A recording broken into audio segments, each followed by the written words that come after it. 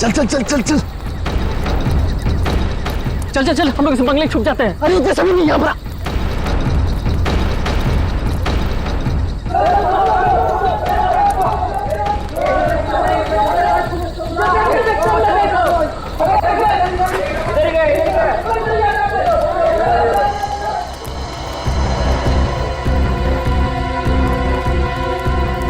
चल चल निकलते हैं यहाँ से। अरे रुक रुक रुक, हम लोग सारा सोना यहीं पे गाड़ देते हैं जमीन में। अबे तेरा दिमाग खराब हो गया है? मोहल्ले के लोगों ने हमारा चेहरा देख लिया है और अगर कल हम यहाँ दोबारा आए तो यहाँ पकड़े जाएंगे, खतरे में पड़ जाएंगे। हम लोग सोना लेकर बाहर नहीं जा सकते हैं, सारे लोग घूम रहे हैं। और तू खतरों से कब से डरने लगा? अरे खतरों से नहीं, तेरी बेवकूफियों से डर रहा हूँ। देखना एक दिन तेरी सारी बेवकूफियां हमें ले डूबेंगी, समझा? तू बेवकूफ किसे बोला? हाँ, सारा प्लान मैंने बनाया है। सारा प्लान तूने बनाया, इसका मतलब ये नहीं कि जेल भेजने का प्लान भी तू बनाएगा, समझो? जरूरी नहीं है मैं तेरा सारा बात मानूं, समझा? सोना यहीं गाड़ेंगे, यहीं। अच्छा गाड़ के दिखा। अच्छा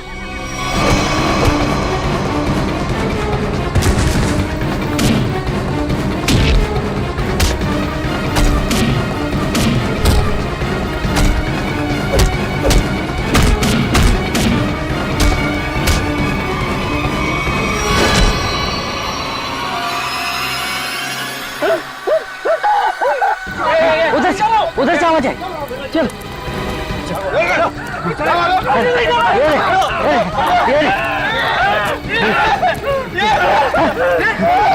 अरे ये तो कंकाल है।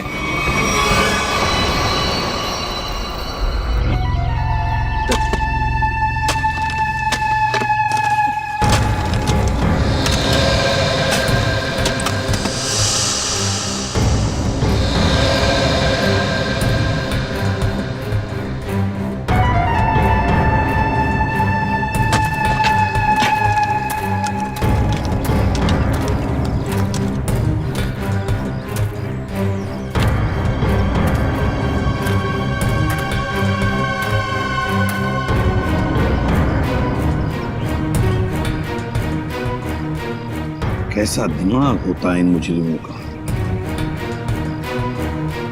खून करके मन नहीं भरा तो डिजाइन बना दी हड्डियों की।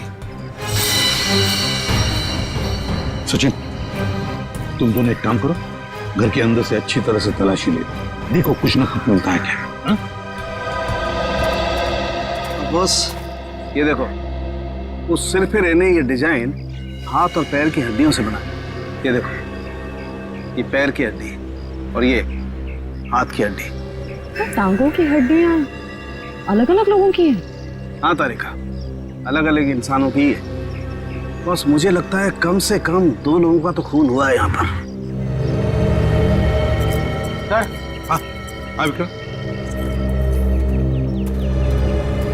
सर ये बाकी की हड्डियां मिल गई है, इन्हें यहाँ पे दफना के रखा गया था। एक एक हड्डी संभाल के उठाओ, हैं? एक एक हड्डी। ये देखो, यूं ही जरा देखो, घर के अंदर कहीं खून के निशान मिलते हैं क्या?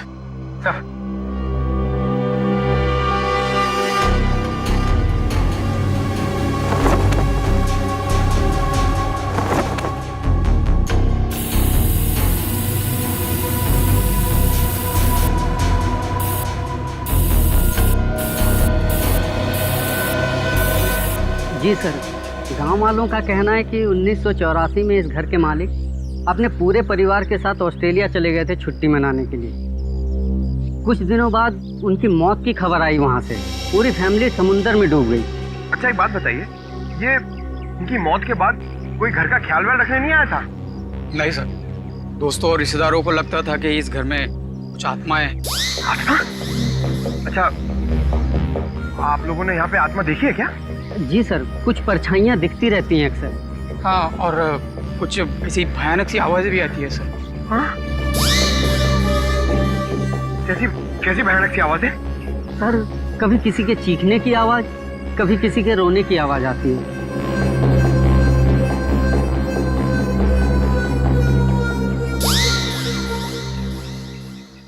सड़के, इन सारी हड्डियों को देखकर लगता है कि खून एक आदमी का हुआ है और एक औरत का भी। ये देखना, पेल्विक गर्ड, एक पेल्विक गर्डल किसी औरत की है हाँ बस, लेकिन एक कमाल की बात है। क्या? इन सारी हड्डियों में किसी की भी खोपड़ी की हड्डी नहीं मिली। हो सकता है खोपड़ियां किसी और जगह पे छुपा कर रखी हो या फेंक दी हो सकता है ना। मयूर, विक्रम, काम करो, बंगले के आसपास का एरिया अच्छी तरह से छानो और ढूंढो, देखो, कुछ ना कुछ तो जरूर मिलेगा। एक एक कोना भी मत छोड़ो। जाओ। Yes sir. ये बंगला बंद ही रहता है और आप लोग आसपास रहते हैं? जी सर। यही घर मिला था तुम लोगों को?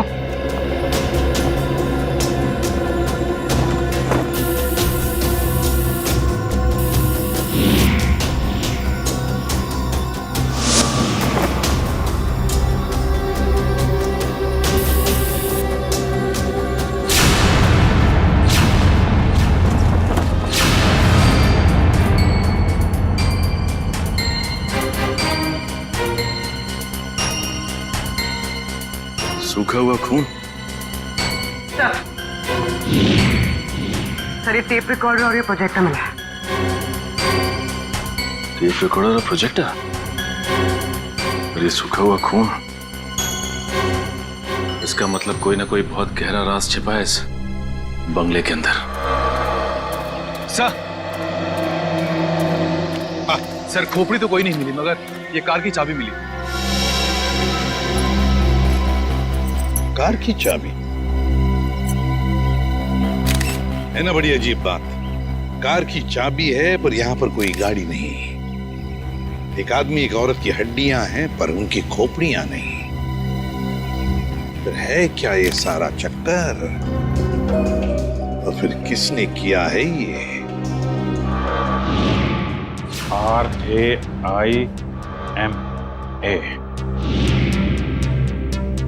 हड्डियों से रायमा लिखा है सर। रायमा लगता है किसी लड़की का नाम है ये। सर कहीं उसी लड़की का नाम तो नहीं जिसका हमें कंकाल मिला है? हो सकता है। तो अगर वो दो चोर लुटेरे वहाँ बंगले में छुपने के लिए नहीं जाते तो हमें कहीं पता ही नहीं चलता कि वहाँ दो मुर्दे गड़े हुए हैं। और ये भी पता नहीं चलता कि वहाँ पे एक आत्मा है। न जाने कितने साल पहले ये जुर्म हुआ है। और ताज्जुब की बात यह है सर कि खूनी ने लाशों को गाड़ा नहीं, बल्कि उनकी हड्डियों से ये डिजाइन बनाया। I mean, ये नाम लिखा रायमा। यहाँ पर से हमें कुछ चीजें भी मिली है ना, वो टेप रिकॉर्डर, प्रोजेक्टर और कपड़े। इन तीनों चीजों से हमें खूनी के बारे में बहुत कुछ पता चल सकता है। ज्यादा देर खुला नहीं घूमेगा ये खूनी। सर हमने उन सब चीजों को रिपेयर के लिए भेज दिया है। बहुत जल्द पता चल जाएगा कि हमारा शक सही था या गलत। और वो गाड़ी की चाबी जो हमें मिली थी, कीजो कार की चाबी। कीजो, अच्छा, तो फिर कीजो कार कंपनी से हमें पता चल सकता है। क्या आप हमें बता सकते हैं ये चाबी किस गाड़ी की है और ये गाड़ी आपसे खरीदी किसने? बिल्कुल बता सकते हैं। सबके इग्निशन पॉइंट में डालकर देखेंगे, फौरन पता चल जाएगा। आइए सर। एक मिनट, उससे पहले आप ग्लव्स पहन लीजिए। Thank you.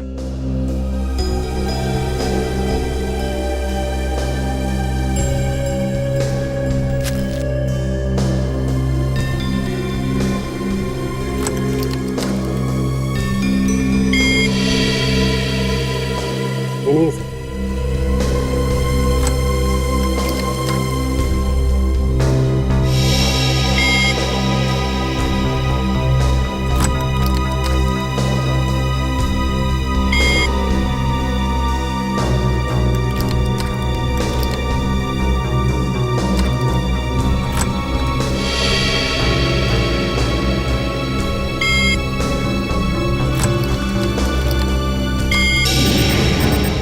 ये देखिए सर, मैच कर गई।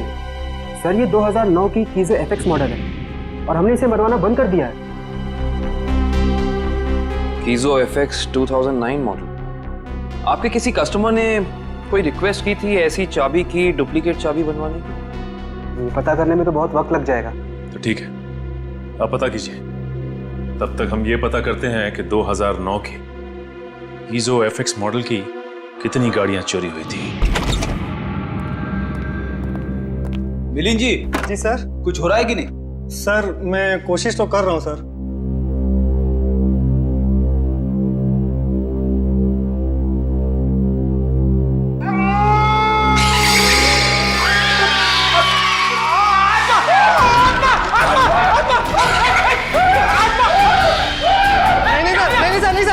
आत्मा नहीं है, ये तो गलती से फेडर खुल गया था। भयानक आवाज। हाँ, ये वही रिकॉर्डर है जो आप लोग लेके आए थे, उसी में से आवाज आ रही थी ये। सर, ये आत्माओं ने शॉर्टकट मारना शुरू कर दिया है। ये अपनी आवाज यूज नहीं करती हैं, इस टेप रिकॉर्डर में आवाज डाल के यूज करती हैं। पंकज, ऐसा भी हो सकता है कि वहां पे कोई आत्मा हो ही ना, कोई इंसान ही ये सब खेल खेल रहा हो। बिलिन जी। जी सर। आपको इस प्रोजेक्टर से क्या फुटेज मिला? हाँ सर, एक मिनट। हेलो रचना, तुम नीचे खड़ी हो? ओके, तुम वहीं रुको, मैं आता हूं। सर सॉरी सर, मुझे किसी काम की वजह से नीचे जाना पड़ रहा है। आप लोग ये रिमोट लीजिए ना, आप लोग फुटेज देखिए, पर सर जरा ध्यान से। ध्यान से क्यों? क्योंकि सर ये फुटेज कमजोर दिल वालों के लिए नहीं है।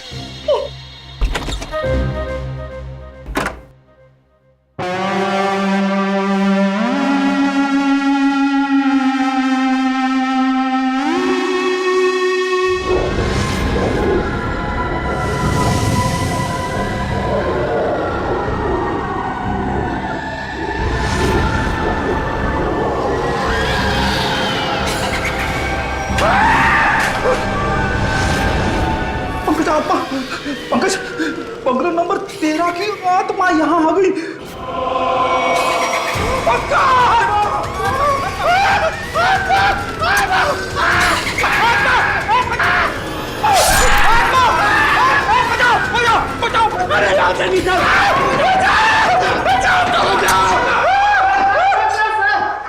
मैंने तो पहले कहा था सर, ये फुटेज कमजोर दिल वालों के लिए नहीं है। नहीं है। अरे आपको क्या इतनी सी फुटेज मिली थी? हाँ सर, अभी तो यही फुटेज मिली है। अरे ये क्या कम है, पता नहीं एसीपी साहब क्या कहेंगे ये फुटेज देखकर। आप उनसे ये मत कहना कि हम दोनों डर गए थे। सर मैंने तो उनको फोन करके सब कुछ बता दिया। हमारा अंदाजा सही निकला, ये खूनी इस प्रोजेक्टर के जरिए किसी को डरा रहा था, आत्मा बनकर। सर हो सकता है कि इस फुटेज का उन मुर्दों के साथ कोई लेना देना ही ना हो। I mean, लोगों में ये अफवाह फैली है कि इस बंगले में आत्मा है, तो हो सकता है कि ये पूरी फुटेज किसी ने किसी के साथ मजाक करने के लिए बनाई हो। नहीं श्रेया, नहीं, इन दोनों चीजों का जरूर एक दूसरे से कोई ना कोई संबंध है। ये डरावनी फुटेज उस खूनी के विकृत दिमाग में से ही निकली है। हाँ सर, किसी को डराने या मजाक करने के लिए कोई इतनी मेहनत नहीं करेगा।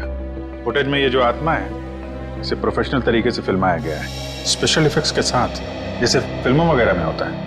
और इस फुटेज को देख के लगता है सर कि खूनी को स्पेशल इफेक्ट्स का काफी ज्ञान है, या फिर हो सकता है उसने ये फुटेज किसी स्पेशल इफेक्ट स्टूडियो में बनवाई है। हाँ बिल्कुल सही, ऐसा ही हो सकता है। तो शहर में जितने भी स्पेशल इफेक्ट्स के स्टूडियोज हैं, सब में जाकर के पता लगाना पड़ेगा। आइए सर, ये बलविंदर है, वो गाड़ी की चाबी इन्हीं की थी। क्या बात है सर, मुझे यहाँ क्यों बुलाया गया है? हमें आपकी गाड़ी की चाबी मिली है। कहाँ से सर? उन्नति नगर, बंगला नंबर 13। ये एड्रेस कुछ जाना पहचाना लग रहा है? नहीं सर। नहीं? रायमा नाम सुना है पहले कभी? बिल्कुल नहीं सर। मगर सर इसका मेरी गाड़ी से क्या लेना देना है? आपकी गाड़ी है कहाँ? सर वो तो कई सालों से गायब ही है। कब से? 5 जुलाई 2011। दरअसल मेरा टैक्सी का बिजनेस है। मेरी कंपनी का नाम है बलविंदर एंड कंपनी। मेरा ड्राइवर प्रीत उस दिन गाड़ी लेकर न जाने कहाँ गायब हो गया। तब से लेकर आज तक मेरी गाड़ी का कोई अता पता ही नहीं है सर। और उस ड्राइवर का? अस्पताल से फोन आया था कि उसे वहां भर्ती किया गया है। मैं उसे वहां देखने गया था। उसकी हालत बहुत खराब थी सर। आग लगने की वजह से उसका थोड़ा शरीर जल गया था। रहता कहाँ ये तुम्हारा ड्राइवर? सर आजकल वो मानसिक चिकित्सालय में है। सर वो बहुत गहरे सदमे में है। मानसिक चिकित्सालय? कौन से हॉस्पिटल में है वो? सर पूना से 50 किलोमीटर आगे एक स्टेट मेडिकल सेंटर है, वहीं पर है। State medical centre?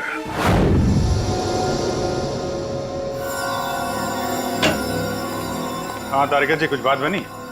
Sir check कर रहे हैं ना, कुछ ना कुछ तो पता चल ही जाएगा। भाई साहब, मैं दिखाई नहीं दिया आपको? दिखाई? अरे सर आप तो सपने में भी दिखाई देते हैं। हाँ सर, आज सुबह ही सपना देख रहा था। जैसे ही मैं फॉरेंसिक लैब में आता हूँ, आप इस केस के बारे में कुछ ऐसी बातें बताते हैं कि शाम तक खूनी पकड़ा गया। अभिजीत, तुमने सपना देखा जी सर। और सपने में मुझे देखा? जी सर। ना, तुमने सपने में तारिका जी को देखा होगा। जी सर। नहीं सॉरी सर, क्या क्या कह रहे हैं सर आप भी? तो बताइए डॉक्टर साहब, इन कंकालों ने अपनी आप बीती बताई?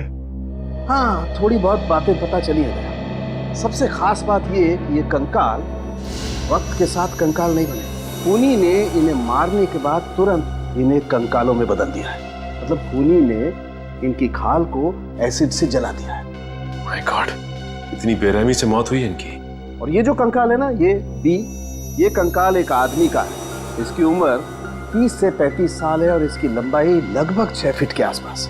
और ये जो हाथ पे उंगलियों में आपने निशान लगा रखा है, ये क्या है? हाँ, दरअसल इसकी उंगलियों में, इसकी कलाई पे मुझे बहुत कुछ टूट फूट दिखाई दी। मतलब ये आदमी अपने हाथों का बहुत ज्यादा इस्तेमाल करता हो। शायद ये किसी ऐसे प्रोफेशन में होगा जहाँ हाथों का काफी इस्तेमाल होता है, या तो कोई मजदूर या फिर कोई आर्टिस्ट। और ये दूसरा कंकाल लड़की का, उससे क्या पता चला? दया, इस लड़की की उम्र लगभग 30 साल। इसकी लंबाई 5 फीट 4-5 इंच है, बस इससे ज्यादा कुछ पता नहीं चल पाया। और ये जो ड्रेस पे खून लगा है, इसका क्या? टेस्ट करने से पता चला कि ये खून नहीं है, लमाइन रेड नाम का केमिकल है, जिसका इस्तेमाल ज्यादातर फिल्म्स, टीवी सीरियल्स और नाटकों में किया जाता है, नकली खून दिखाने के लिए। तो इसका मतलब किसी ने पूरी तैयारी कर रखी थी, ये बंगला नंबर 13 में किसी को डराने की। पकड़ा जाएगा, वो खूनी भी और वो डराने वाला भी, अगर दोनों अलग अलग है तो। डॉक्टर साहब, कितना टाइम लगेगा ये पता करने के लिए कि कंकाल कितना पुराना है? थोड़ा वक्त लगेगा दया, तुम तो जानते हो कार्बन डेटिंग में थोड़ा वक्त लगता है।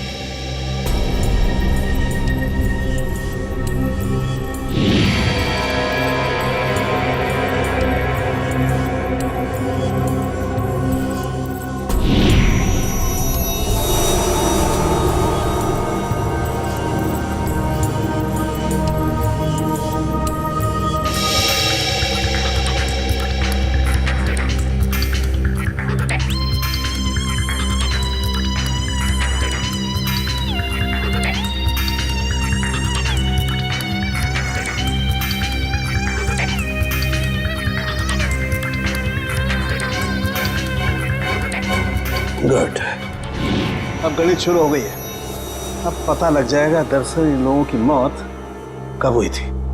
सर, मुझे लगता है इन दोनों को एक साथ ही मारा होगा।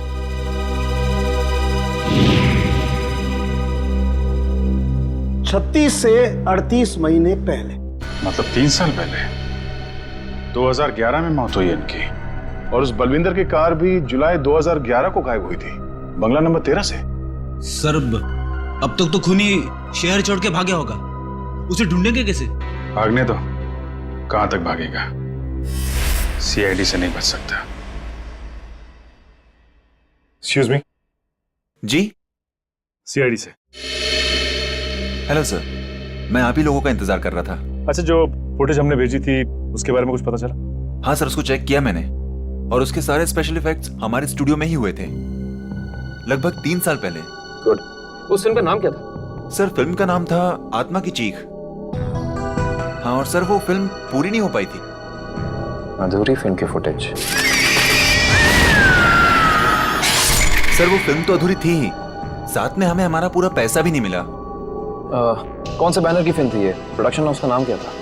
सर, वो नए लोग थे और उस प्रोडक्शन हाउस का नाम था, 1 मिनट, हाँ सर, उसका नाम था magic media works. Magic media works. अब तो यही लोग बताएंगे कि इस आत्मा की चीख को लोग सुन के नहीं पाए। ब्रिज की हालत में पिछले 3 सालों में बिल्कुल सुधार नहीं हुआ। उस वक्त किसी लड़की की आत्मा के बारे में बात करता था और आज भी करता है। सर, लड़की की आत्मा? अच्छा, पिछले 3 साल में जितने भी लोग प्रीत से मिलने आए थे, उनकी लिस्ट चाहिए हमें। हाँ, हैरानी की बात यही है सर, पिछले 3 सालों में इससे कोई भी मिलने नहीं आया, सिवाय मिस्टर बलविंदर के, जो इनके इलाज का खर्चा उठा रहे हैं। बलविंदर? जी सर। ओके।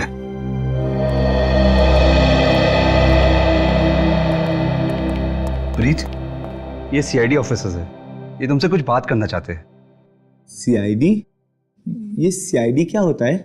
सीआईडी का मतलब है दोस्त। और प्रीत, दोस्त किसे कहते हैं? जो अपना सुख दुख दूसरे दोस्त के साथ बांटता है ना? और हम सब तुम्हारे दोस्त हैं, तो अब तुम हमसे तुम्हारे सुख दुख बांटोगे ना? ठीक है दोस्त। देखो प्रीत, अब मैं तुमसे कुछ कहूंगा, कुछ पूछूंगा, इन सब चीजों का बड़े शांत दिमाग से मुझे जवाब देना। याद करो, जुलाई महीना 2011, तुम उस रात बंगला नंबर 13 में गए थे 2 लोगों को लेकर। हाँ, 2011 बंगला नंबर 13।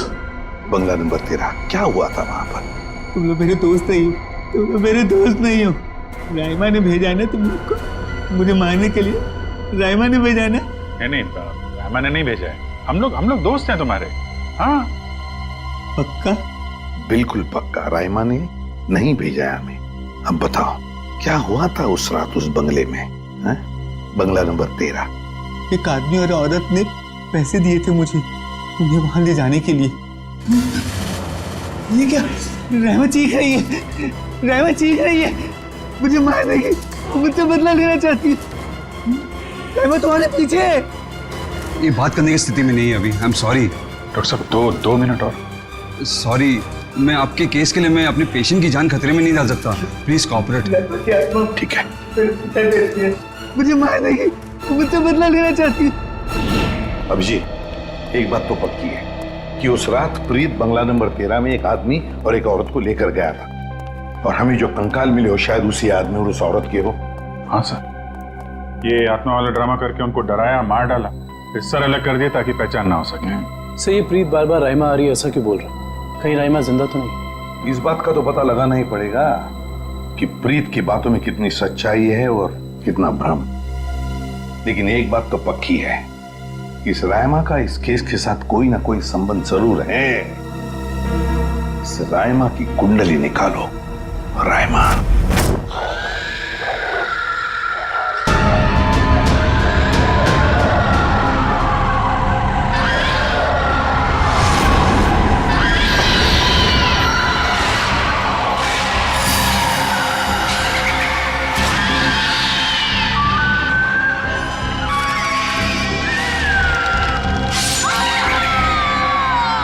ये फुटेज आपको जिस बंगले से मिली वहां खून हुआ है? जी हाँ, 2 खून। वैसे ये फिल्म की फुटेज आपकी है ना? जी हाँ। क्या बताऊं सर, बड़ी ही मनहूस फिल्म थी। 10 सीन ही शूट किए थे, फिर फिल्म बंद हो गई। और बंद होने के बाद इस फिल्म के सारे राइट्स मैजिक मीडिया बॉक्स के पास आ गए, if I am not wrong, है ना मिस्टर आलोक? अब इस तरह के फुटेज तो हमारे पास काफी पड़े रहते। अब पता नहीं ये फुटेज उसके हाथ कैसे लग गए। मतलब आप भी मानते हैं ये फुटेज गलत हाथों में लग गए, जिसका उसने गलत फायदा उठाया और 2 खून किए? शायद कोई बाहर वाला होगा। लेकिन आपको ऐसा नहीं लगता कि कोई अंदर वाला भी हो सकता है? क्योंकि ऐसा काम करने के लिए अंदर वाले के लिए थोड़ी आसानी ज्यादा होती है। वैसे इस फिल्म पे आप लोग क्या क्या काम कर रहे थे? सुनील राइटर था, आलोक डायरेक्टर और मृणाल कॉस्ट्यूम डिजाइनर। और आप प्रोड्यूसर, राइट? जी। आप में से कोई राइमा को जानता है? राइमा हमारे फिल्म की हीरोइन थी। सर, आप कैसे जानते हैं राइमा के बारे में? आप एक काम कीजिए मिस्टर आलोक, आप अपनी फिल्म की हीरोइन राइमा को यहाँ बुला लीजिए। वो एक्चुअली कई साल पहले राइमा एक हादसे में आग में जलकर मर गई। मर गई? अच्छा, राइमा की कोई तस्वीर या फोटो? मृणाल, फोटो ले आओ। जी सर। 1 मिनट, अभी आपने कहा कि वो जल के मर गई, लेकिन कैसे? ज्यादा कुछ तो पता नहीं है, क्योंकि उसके और हमारे बीच तनाव हो गया था। और वो क्यों? वो एक्चुअली हम राइमा को अपनी फिल्म में हीरोइन लेना चाह रहे थे, पर बाद में हमने अपना इरादा बदल लिया और स्मृति को हीरोइन ले लिया और राइमा हो गई साइड एक्टर। तुम मेरी जगह ये छिपकली को हीरोइन बनाना चाहते हो? तुम्हारा दिमाग खराब हो गया है। राइमा, तमीज से बात करो। मैंने तुमसे कहा ना, अगली फिल्म में तुम्हें हीरोइन बनाऊंगा। इस फिल्म के किरदार के लिए तुमसे बेहतर स्मृति। अच्छा, तो ये बात पहले क्यों नहीं सोची जब मुझे फाइनल किया था? ये फिल्म इंडस्ट्री है राइमा, यहाँ किसकी किस्मत कब यू टर्न मार जाए कोई नहीं कह सकता। ये फिल्म मेरी किस्मत में थी, मुझे मिल गई।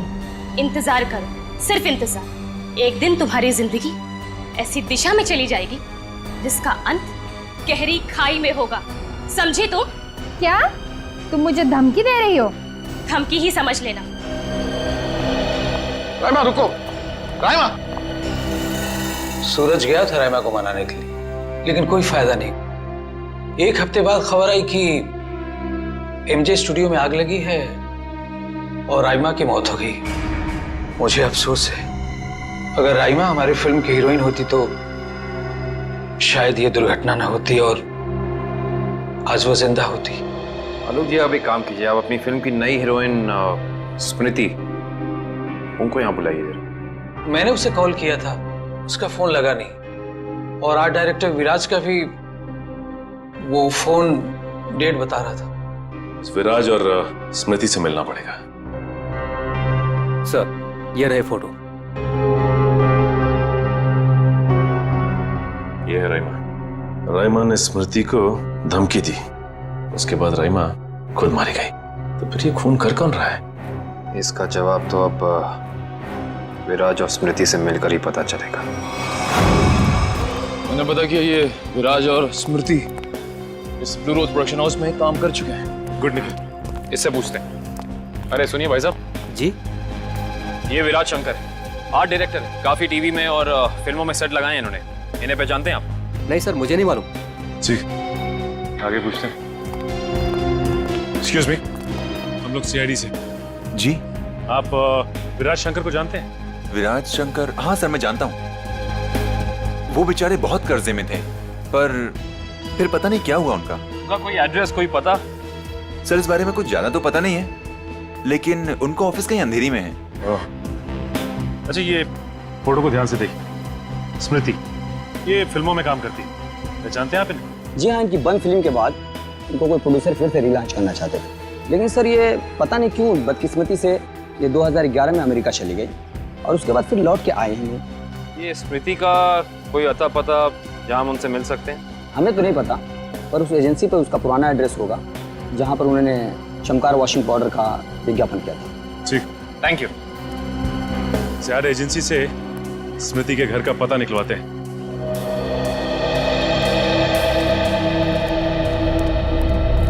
पुलिस की रिपोर्ट के हिसाब से राइमा इसी एमजे स्टूडियो में जलकर मरी है।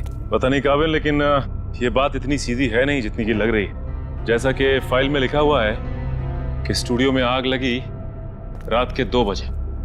ये राइमा स्टूडियो में 2 बजे करने क्या आई होगी, जबकि यहाँ शूटिंग भी नहीं चल रही थी। सही कह रहे हो सच, लेकिन एक बात है जो मेरे दिमाग से निकल नहीं रही है, वो ये कि यहाँ रात 2 बजे आग लगी तो सुबह 5 बजे तक किसी को पता क्यों नहीं चला? और रिपोर्ट के हिसाब से यहाँ आग 5 बजे लगी। जिन पुलिस वालों ने इस केस की तहकीकात की थी उन्होंने जरूर कुछ गड़बड़ की है, तभी तो केस के 2 महीने के बाद उनका ट्रांसफर यानी कि तबादला हो गया था। हो सकता है निखिल, लेकिन उससे ज्यादा अहम बात यह है कि रिपोर्ट के हिसाब से यहाँ राइमा की एक हड्डी तक नहीं मिली।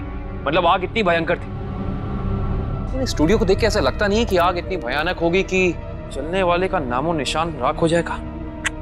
उससे भी अहम बात यह है कि ये स्टूडियो इस्तेमाल में नहीं था, यहाँ पे कोई शूटिंग नहीं चल रही थी। फिर राइमा यहाँ पे आई क्यों? इसका पता तो तभी चलेगा जब हम इस स्टूडियो को अच्छी तरह से छान मारेंगे। देखते हैं क्या मिलता है।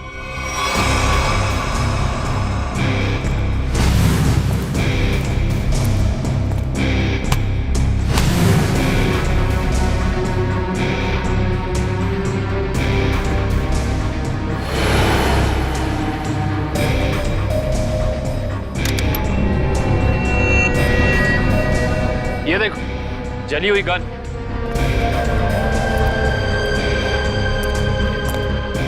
हाँ, ये तो पूरी पिघल चुकी है। पुलिस वालों ने लगता है अपना काम ठीक से किया नहीं, देखा नहीं इसे पहले। ये भी हो सकता है कि राइमा ये गन किसी को मारने के मकसद से लाई हो, या फिर हो सकता है कि कोई राइमा को मारने के लिए लाया हो। ये भी पॉसिबिलिटी है। जरूर कुछ है यहाँ, देखते हैं और क्या मिलता है।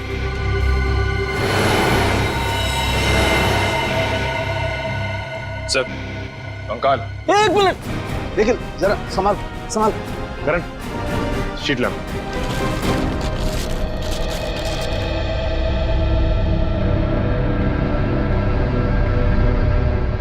एक बार कंकाल, वो भी पूरी तरह से जला हुआ।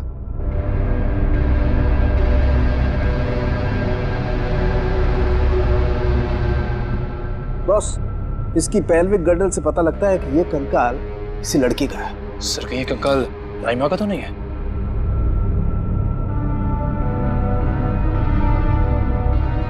और इसकी लंबाई 5 फीट 6 इंच है। और राइमा की लंबाई 5 फुट 3 इंच। इससे साफ पता चलता है कि ये कंकाल राइमा का नहीं बल्कि किसी और का है। केस सुलझने की बजाय और उलझता चला जा रहा है।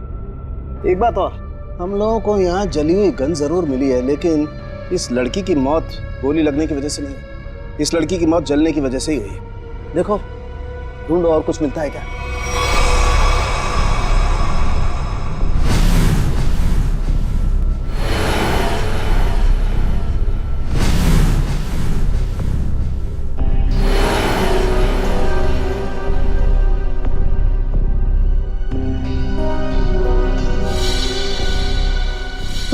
सर ये देखिए सर, बाल बाल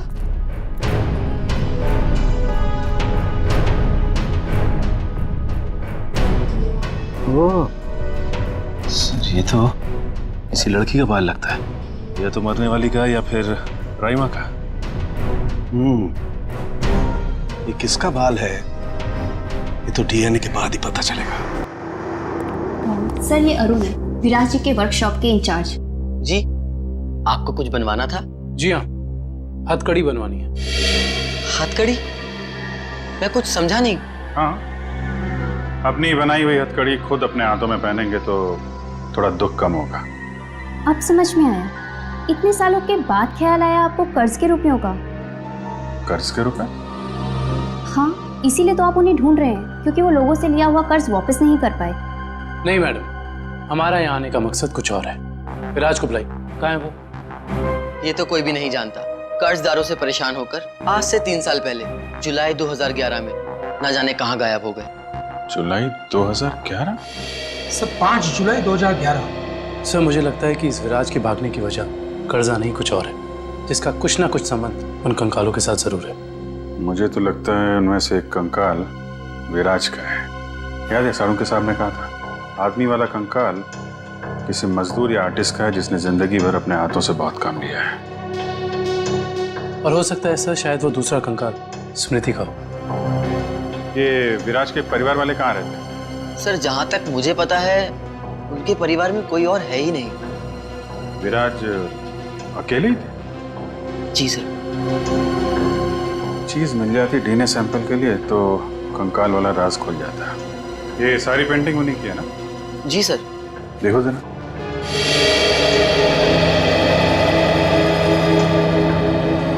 सर, थंबप्रिंट ये विराज का है? जी हाँ सर, और ये थंबप्रिंट ही नहीं, ये पूरी पेंटिंग सर ने अपनी उंगलियों से बनाई है। Finger painting? इतना तो काफी है डीएनए टेस्टिंग के लिए। आप लोग? हम लोग सीआईडी से। अच्छा अच्छा, आइए आइए, आप ही ने फोन किया था ना? जी हाँ। दरअसल बात यह है कि हम स्मृति के बारे में आपसे कुछ पूछताछ करना चाहते हैं। पूछिए ना, क्या पूछना चाहते हैं आप? क्या आप बता सकती हैं कि स्मृति का आपके अलावा इस दुनिया में और कोई भी नहीं है? नहीं, उसके माँ बाप बचपन में ही गुजर गए। अब बची है तो ये बूढ़ी दादी, बहुत ही प्यार से पाला है मैंने उसे। ये स्मृति अचानक अपना फिल्मी करियर छोड़कर अमेरिका क्यों चली गई? वो कभी किसी को कुछ नहीं बताती थी, हमेशा अपना मन का करती थी। उस दिन भी उसके मैनेजर का फोन आया, कह रहा था कि मैडम किसी विज्ञापन की शूटिंग के लिए अमेरिका जा रही है। उसके मैनेजर से मैंने पूछा कि कब वापस आएगी वो, तो उसने कहा 3-4 दिनों में। लेकिन पूरे 3 साल हो गए, अब तक उसका कुछ पता नहीं, कुछ पता नहीं। कब की बात है ये, कुछ याद है आपको? कैसे भूल सकती हूँ, 5 जुलाई 2011। सर वो कंकाल भी 3 साल पुराना है सर, कहीं वो। सर कम से कम इतना तो पता कर दो, मेरे बच्चे के साथ हुआ क्या? नहीं वो इस दुनिया में है भी या नहीं? जब तक इस राज का बोझ मेरे दिल पर रहेगा मैं इतना चैन से जी पाऊंगी न मर पाऊंगी। देखिए, मैं आपसे वादा करता हूं कि सच क्या है इसका हम पता लगा लेंगे। प्लीज आप अपना ख्याल रखिए, ठीक है?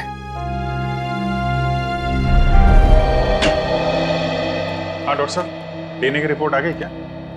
हाँ, पेंटिंग पर जो सूखा हुआ सलाइवा मिला था वो सलाइवा ये बताता है कि वो आदमी वाला कंकाल विराज का ही है। और हमने स्मृति की दादी का भी डीएनए टेस्ट करवाया, जिससे पक्का हो गया कि बंगलो नंबर 13 में जो कंकाल मिला था वो स्मृति का है। इसका अंदाजा तो हमें हो ही गया था। अब इस केस में हमें आगे ले जाएगा ये तीसरा कंकाल जो एमजी स्टूडियो में जला हुआ मिला था। इस कंकाल से कुछ पता चला? हाँ, इस जली हुई लड़की का कंकाल विराज के कंकाल और स्मृति के कंकाल दोनों से ज्यादा पुराना है। और ऐसा लगता है कि इस लड़की को सिगरेट पीने और तंबाकू खाने की बुरी आदत थी, क्योंकि इसके जबड़ों से हमें तंबाकू के अंश मिले। और वो बाल इसी जली हुई लड़की के हैं? नहीं, वो बाल ना तो इस जली हुई लड़की का है ना ही स्मृति का है। सर, कहीं ये बाल रायमा का तो नहीं है? सर, इस केस की सुई घूम फिर के रायमा पर आकर अटक गई। पता लगाना पड़ेगा रायमा के साथ आखिर हुआ क्या था। जैसा कि आप देख रहे हैं, सीआईडी ने एक और खूनी को पकड़कर एक बार फिर साबित कर दिया है कि उनकी नाक के नीचे से कोई भी मुजरिम बच के निकल नहीं सकता। इस बार पकड़ी गई है बंगलो नंबर 13 में हुए खून की हत्यारी रायमा। एक मिनट प्लीज। सर, क्या ये बात सच है कि आप एक बाल के जरिए रायमा तक पहुंच गए? देखिए, इस वक्त हम आपके सवालों का जवाब नहीं दे सकते। जल्दी जब हम प्रेस कॉन्फ्रेंस लेंगे तब आपको सब बता देंगे। ओके, ठीक है? चलिए हटिए, अब जाने दीजिए। चलो हटिए। रायमा जी, आपने उन मासूम लोगों को क्यों मारा? क्या वजह थी इसके पीछे? रायमा जी, प्लीज पीछे हटिए, प्लीज। रायमा जी,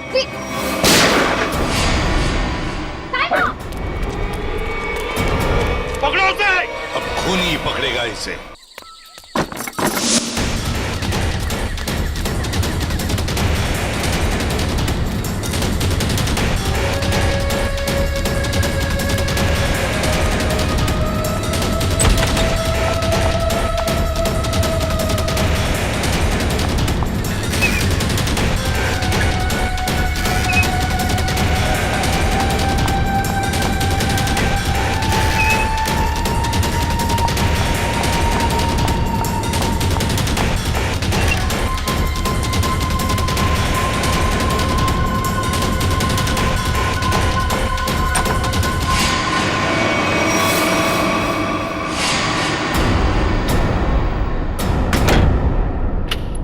बस,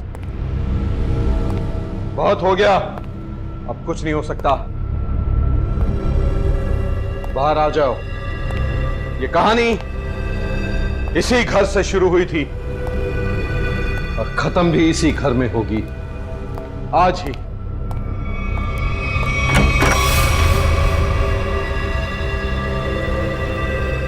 छुपने का कोई फायदा नहीं, बाहर आ जाओ। सुना तुमने?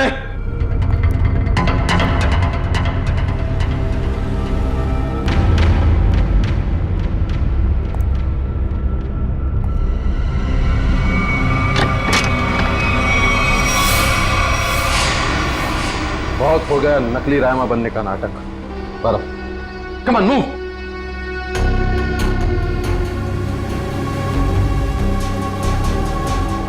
कौन हो तुम?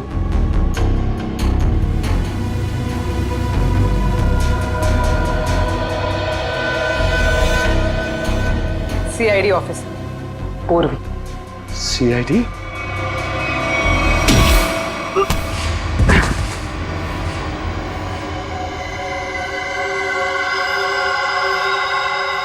मैं और रायमा एक दूसरे से बहुत प्यार करते थे, इसलिए जब हीरोइन का रोल रायमा की जगह प्रीति को मिला तो तुम्हारे दोनों कानों से धुआं निकलने लगा है? हाँ, हम स्मृति को सबक सिखाना चाहते थे, इसलिए हमने उसके अतीत के बारे में रिसर्च शुरू की। रायमा को पता चला कि एक्ट्रेस बनने से पहले स्मृति ड्रग्स के कारोबार से जुड़ी थी। इसलिए रायमा ने स्मृति को ब्लैकमेल करना शुरू कर दिया। क्यों? स्मृति को लगा कि उसका करियर खत्म होने वाला है, उसके रीलॉन्चिंग के सपने पर पानी फिर जाएगा, इसलिए उसने और उसके बॉयफ्रेंड विराज ने एक किलर को रायमा की सुपारी दी। यह तो अच्छा हुआ कि उस किलर की गोली से रायमा नहीं मरी, बल्कि वो अपराधी खुद उस आग में जलकर मर गई।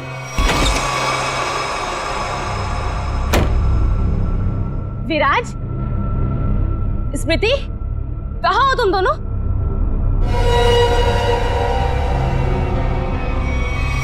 कौन हो तुम? जिया। जिया? कौन जिया? और ये दरवाजा क्यों बंद कर दिया? ताकि तुम्हें अकेले में तोहफा दे सकूं। हाँ? स्मृति और विराज को ब्लैकमेल करने का तोहफा। हाँ? और क्या कर रही हो तुम? सुना है आग से जलकर मरने में बहुत दर्द होता है। आग? छोड़ो मुझे, प्लीज, गोली मत चलाना। मौत से बचकर कहाँ भाग रही हो? मौत से तो आज तक कोई नहीं बच पाया। छोड़ दो मुझे, प्लीज छोड़ दो मुझे, गोली मत चलाना, प्लीज छोड़ दो मुझे, छोड़ दो मुझे। कोई आखिरी ख्वाहिश?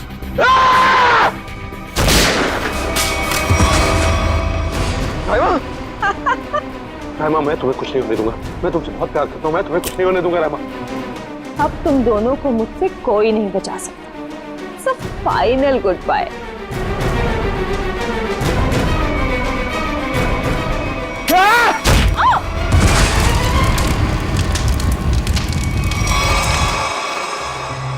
और रहीमा, उसका क्या हुआ? जिंदा लाश बन गई वो। तब मैंने ठान लिया, अब मेरी जिंदगी का सिर्फ एक ही मकसद होगा, स्मृति और विराज की बर्बादी। मैंने उन्हें यकीन दिला दिया कि रायमा जिंदा है, इसलिए वो लोग यहां आए, उस ड्राइवर को लेके जिसने एमजे स्टूडियो में आग लगाई थी। और फिर तुमने उन्हें डराना शुरू कर दिया, उनके दिमाग में यह भ्रम पैदा कर दिया कि यहां पर रायमा की आत्मा अभी भी है जो उनसे बदला लेना चाहती है। हाँ, और फिर उन्हें मार डाला और उनका सिर काट के अपने साथ ले गए, ताकि अगर कभी उनकी लाश मिलती भी है तो उन्हें कोई पहचान ना सके। बेवकूफ हो तुम, बेवकूफ। अगर कानून की मदद लेते तो उन दोनों को वैसे ही सजा होती, मगर नहीं, तुमने कानून को अपने हाथों में लिया, उन दोनों को बेरहमी से मार डाला। और रायमा, उसका क्या? कभी सोचा तुमने? बेचारे की जिंदगी का फैसला तो अब कानून करेगा, लेकिन तुम्हारा फैसला तो हो ही गया, समझ लो। तुम्हें तो फांसी होगी, फांसी। Good morning. Hi. Good morning. अरे ये क्या लेके आई हो? सर, ये आप सबके लिए मिठाई है और मेरी एंगेजमेंट के इनविटेशन कार्ड्स हैं।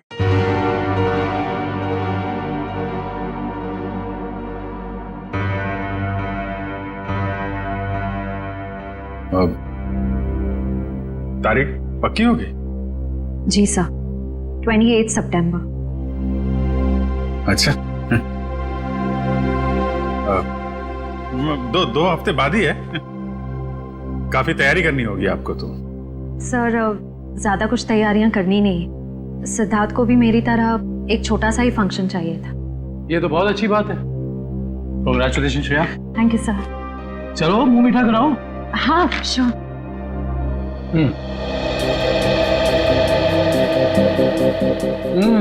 ये लड्डू तो बहुत अच्छे हैं। सर, आप लोग भी लीजिए ना। हाँ हाँ, थैंक यू सर। लो फ्रेडी, मुंह मीठा करो। रहने तो मीठा खाने का मन नहीं है मेरा। अरे फ्रेडी, एक लड्डू से कुछ नहीं होगा, लो ना। Sir please. ये हुई ना बात पूर्वी। तुम ही लो श्रेया। नहीं सर, थैंक यू, लेकिन आप सबको जरूर आना है। ये भी कोई पूछने की बात है श्रेया? हम सब जरूर आएंगे, है ना सर?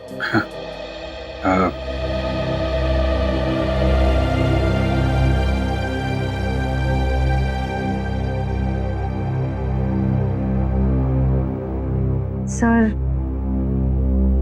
आप आएंगे ना?